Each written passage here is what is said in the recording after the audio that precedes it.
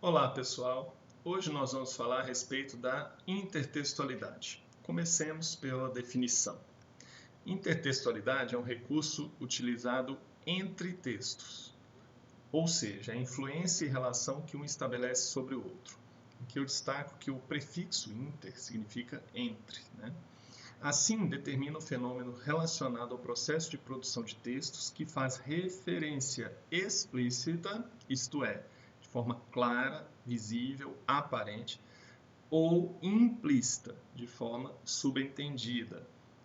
Costumamos usar o termo, né, a expressão deixar nas entrelinhas. Então, quando a coisa não está clara, exposta, né? Aos elementos existentes em outro texto, seja em nível de conteúdo, forma ou de ambos, forma e conteúdo. Grosso modo, a intertextualidade é o diálogo entre textos, de forma que essa relação pode ser estabelecida entre as produções textuais que apresentem diversas linguagens, visual, auditiva, escrita, sendo expressa nas artes, na literatura, na pintura, escultura, dança, música, cinema, propagandas publicitárias, programas televisivos, provérbios, charges, dentre outros. Seriam inúmeros os exemplos. Um deles, temos, por exemplo, no filme. Você vê um filme cujo título é Deu a Louca na Chapeuzinho. Um filme, né, recente. Imediatamente, ao pensar no Deu a Louca na Chapeuzinho, nós pensamos numa história famosa, num conto, e aí nós temos essa intertextualidade. Nós temos na poesia, na música, por exemplo, uma música que retoma outra. Pode ser pela forma ou pelo conteúdo, pode ser pelos dizeres da música, da letra, como também pode ser pela melodia. Então, esse diálogo entre textos acontece. Um dos exemplos mais conhecidos de intertextualidade tem a ver com a obra-prima de Leonardo da Vinci, a Mona Lisa, uma obra do século XVI, que já foi, né, usada em vários contextos, por exemplo, peças publicitárias, né, que retomam a Mona Lisa, né? E até em brincadeiras aí pela internet ela ressurge sempre. E é uma das obras mais famosas do mundo, né? Pois bem, peguei como exemplo um poema não tão famoso, mas de um famoso poeta mineiro, chama-se Enio César de Moraes, se chama Outro Apólogo. Foi escrito em 2015 por mim. E uso este porque eu conheço bem o processo de produção, fica bem mais fácil até esclarecer o processo, como se deu esse processo de intertextualidade. Temos aqui no poema o seguinte: linhas, agulhas, alfinetes dançam nas mãos da costureira, furos, emendas, macetes, trabalho de uma vida inteira. Quem é o mais importante? Discutem e cada um se vangloria. Coitados, sonham e se iludem, terão uma existência vazia. E outro professor a cena assiste frustrado. Essa há de ser assim na minha, nesta sociedade mercenária. Eu, do meu lado, caro Machado, tenho servido de boa linha a muita agulha ordinária. E aí, este poema estabelece relação com um outro texto, e antes de falar dos índices da intertextualidade, eu apresento a vocês a obra original, para que vocês mesmos cheguem à resposta, né? Então, vamos a ela no túnel do tempo aí. Um Apólogo é um conto de Machado de Assis que foi escrito em 1885. Prestem atenção aí. Um Apólogo de Machado de Assis. Era uma vez uma agulha que disse a um novelo de linha: por que está você com esse ar toda cheia de si, toda enrolada para fingir que vale alguma coisa neste mundo? Deixe-me, senhora. Que a deixe? Que a deixe por quê? Porque lhe digo que está com um ar insuportável? Repito que sim, e falarei sempre que me der na cabeça. Que cabeça, senhora? A senhora não é alfinete, é agulha. A agulha não tem cabeça. Que lhe importa o meu ar?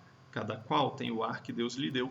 Importe-se com a sua vida e deixe a dos outros. Mas você é orgulhosa. De certo que sou. Mas por quê? É boa. Por que coso? Então, os vestidos e enfeites da nossa ama, quem é que os cose senão eu? Você? Esta agora é melhor. Você é que os cose. Você ignora que quem os cose sou eu, e muito eu? Você fura o pano, nada mais. Eu é que coso, prendo um pedaço ao outro, dou feição aos babados. Sim, mas que vale isso? Eu é que furo o pano, vou adiante puxando por você, que vem atrás obedecendo ao que eu faço e mando. Também os batedores vão adiante do imperador. Você é imperador? Não digo isso, mas a verdade é que você faz um papel subalterno indo adiante. Vai só mostrando o caminho, vai fazendo o trabalho obscuro e ínfimo. Eu é que prendo, ligo, ajunto. Estavam nisso quando a costureira chegou à casa da baronesa. Não sei se diz que isto se passava em casa de uma baronesa que tinha a modista ao pé de si, para não andar atrás dela. Chegou a costureira, pegou do pano, pegou da agulha, pegou da linha, enfiou a linha na agulha e entrou a coser. Uma e outra iam andando orgulhosas pelo pano adiante, que era a melhor das sedas entre os dedos da costureira, ágeis como os galgos de Diana, para dar a isto uma cor poética. E dizia a agulha: então, senhora linha, ainda teima no que dizia há pouco? Não repara que esta distinta costureira só se importa comigo? Eu é que vou aqui entre os dedos dela, unidinha a eles, furando abaixo e acima. A linha não respondia nada, ia andando. Buraco aberto pela agulha era logo enchido por ela, silenciosa e ativa, como quem sabe o que faz e não está para ouvir palavras loucas. A agulha, vendo que ela não lhe dava resposta, calou-se também e foi andando. E era tudo silêncio na saleta de costura.